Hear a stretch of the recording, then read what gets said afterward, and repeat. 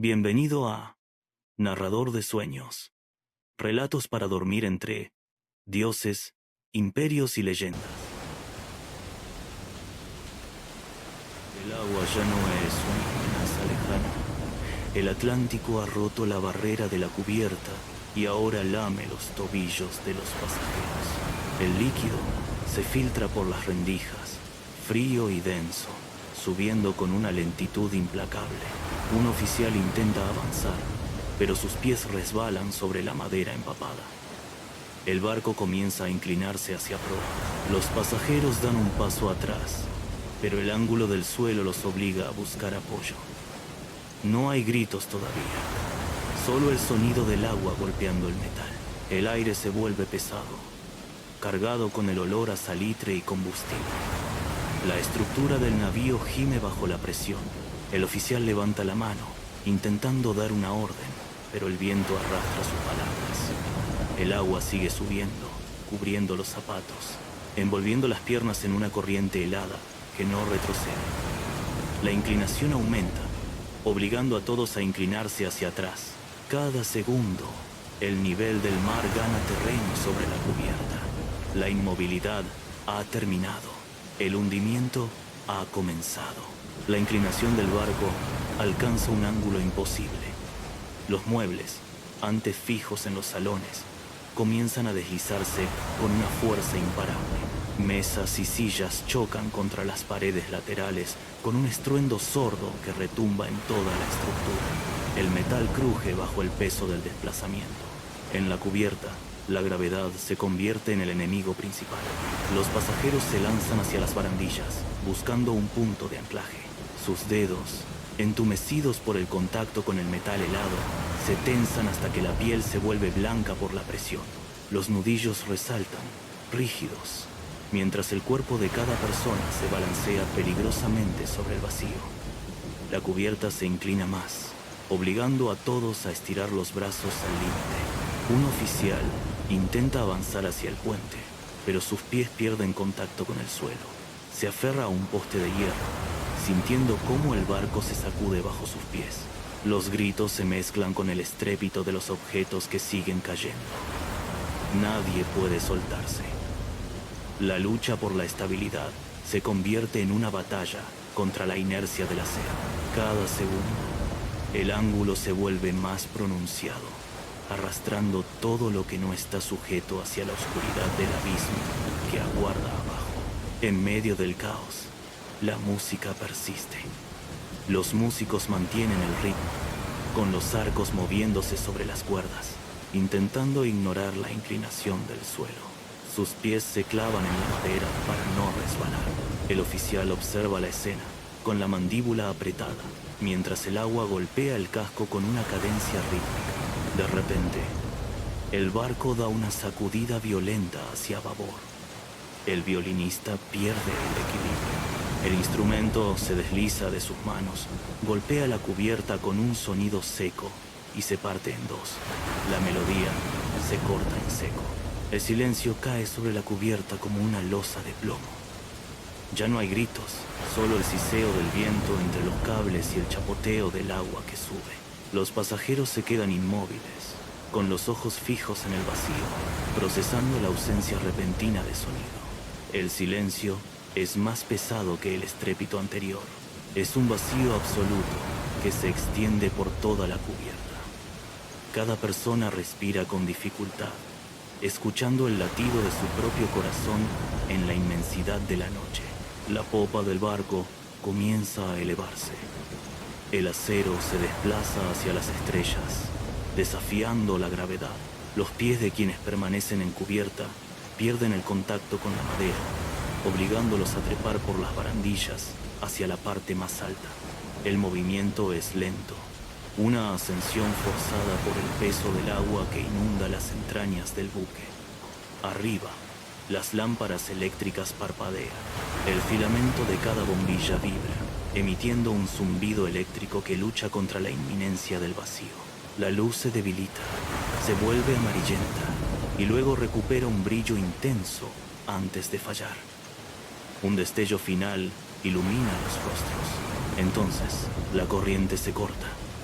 Los circuitos se apagan por sectores, desde la proa hacia la popa. La oscuridad se traga los pasillos. El orgullo de la ingeniería humana se rinde ante la negrura del Atlántico. Solo queda el cielo estrellado, un telón de fondo impasible. La oscuridad no es solo ausencia de luz, es una barrera física que aísla a cada persona en su propio espacio. El acero gime bajo una presión insoportable. Los remaches saltan uno a uno, disparados como proyectiles contra la oscuridad. El sonido es un estallido seco, una ráfaga de disparos que recorre la cubierta de extremo a extremo. Entonces, el lamento comienza. Un crujido metálico, profundo y prolongado, desgarra la noche como el grito de una bestia herida. Es el sonido de la estructura, cediendo ante la física. El barco se retuerce sobre su propio eje. La cubierta se arquea hacia arriba, obligando a los pasajeros a soltarse de las barandillas. El metal se dobla, se retuerce y finalmente se parte. La fractura es limpia y brutal. El sector central del buque se desmorona, liberando una nube de polvo y esquirlas que se pierde en el aire gélido. La conexión entre la proa y la popa desaparece. El barco ya no es una unidad, sino dos masas de hierro separadas por un abismo de agua negra. La esperanza de mantenerse a flote se desvanece. El peso del acero arrastra los restos hacia abajo.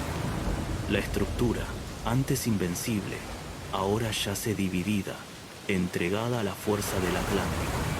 La proa, convertida en un bloque de acero inerte, se inclina hacia abajo.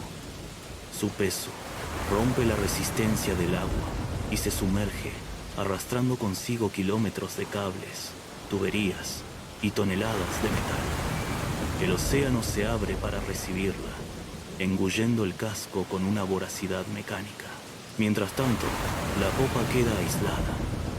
Se eleva hacia el cielo, un monumento efímero que desafía la gravedad durante unos segundos interminables. Las hélices, gigantescas y desnudas, emergen del agua, girando lentamente en el aire gélido antes de detenerse por completo. Los pasajeros que aún se aferran a la barandilla ven cómo el horizonte se inclina hasta volverse vertical. El barco se sostiene en un equilibrio precario, un gigante herido que se niega a caer. De repente, la física reclama su parte. La popa comienza a deslizarse hacia atrás, perdiendo su agarre sobre el aire. La succión del agua desplazada por la proa, que ya se hunde, crea un vacío. El océano negro, como una boca hambrienta, tira de la estructura hacia abajo con una fuerza violenta. El metal se estremece una última vez antes de ser arrastrado al abismo. La superficie del mar se agita, burbujeando con la furia de una caldera, mientras la popa desaparece. El agua de 0 grados recibe los cuerpos con un impacto seco. Al sumergirse, el frío no es una sensación, es un golpe físico que atraviesa la piel. El aire escapa de los pulmones en un espasmo violento. El pecho se contrae, negándose a expandirse, mientras el oxígeno se agota en segundos. El agua helada penetra en los poros como miles de agujas de cristal que perforan la carne. Cada movimiento se vuelve una batalla contra la rigidez. Los brazos, antes capaces de nadar, se vuelven pesados, como si estuvieran hechos de plomo. El sistema nervioso colapsa bajo la temperatura extrema. La sangre se retira de las extremidades hacia los órganos vitales, dejando la piel pálida y sin vida. Los rostros pierden su expresión humana. Los músculos faciales se tensan y se inmovilizan. La mandíbula se bloquea. Los ojos, abiertos y fijos, pierden el brillo del movimiento. La piel se vuelve translúcida y rígida, transformando cada rostro en una máscara de cera inerte. El esfuerzo por mantenerse a flote se desvanece. El agua reclama su tributo. El frío ha ganado. La lucha consciente se apaga. dejando solo la inercia de los cuerpos que se hunden lentamente. El Titanic ha dejado de existir. Donde antes se alzaba una estructura de acero, ahora solo queda una superficie negra y plana. El agua, tras el violento desplazamiento, comienza a calmarse, aunque todavía burbujea con los gases que escapan de las profundidades. Sobre el espejo oscuro del Atlántico, flotan fragmentos de madera astillada, trozos de muebles y objetos personales que se mecen con el oleaje rítmico. No hay luces, ni ruidos de máquinas, ni señales de la magnitud que el barco poseía hace apenas unos minutos. El horizonte se ha vuelto una línea indistinguible entre el cielo y el mar. En medio de esta inmensidad, el sonido del agua golpeando los restos es lo único que rompe la calma. De pronto, un grito ahogado surge de la oscuridad, seguido por el chapoteo rítmico de alguien que intenta mantenerse a flote. El eco de una voz llama en la distancia, pero se apaga rápidamente contra la vastedad del océano. Otros sonidos le responden. El crujido de una tabla de madera al romperse. La lucha por mantenerse sobre el agua se vuelve más lenta, más pesada, a medida que el frío termina por imponer su ley sobre el caos que queda en la superficie. Los últimos sonidos se apagan. El chapoteo rítmico que marcaba la lucha por la vida se detiene, reemplazado por el suave balanceo de las olas contra los restos de madera. Un trozo de silla de cubierta gira lentamente sobre su eje, arrastrado por una corriente invisible. Los jadeos cesan. El aire, gélido y quieto, no transporta más que el vacío. El silencio regresa, no como una pausa, sino como una presencia sólida que lo ocupa todo. La superficie del Atlántico se alisa, borrando los rastros del hundimiento. Los restos se dispersan, perdiéndose en la inmensidad negra que se extiende en todas direcciones. No hay horizonte, solo una oscuridad que se funde con el cielo. El océano, impasible, reclama su tributo final. La historia del barco, sus planes, sus pasajeros y sus ambiciones se disuelven bajo la superficie. El agua recupera su dominio.